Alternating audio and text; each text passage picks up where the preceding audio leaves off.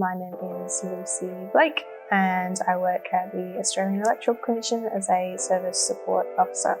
I chose to do the graduate certificate in social impact because it was more aligned to what I wanted career-wise, and it seemed like a really good connection pathway to where I was from my undergraduate degree and where I wanted to be in the future. I probably enjoyed meeting everyone. That was really nice, but also I really liked all of the content and learning about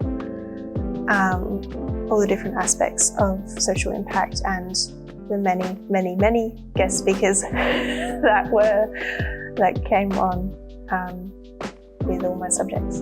The speaker I enjoyed the most was Nigel Richardson from Child Friendly Leads.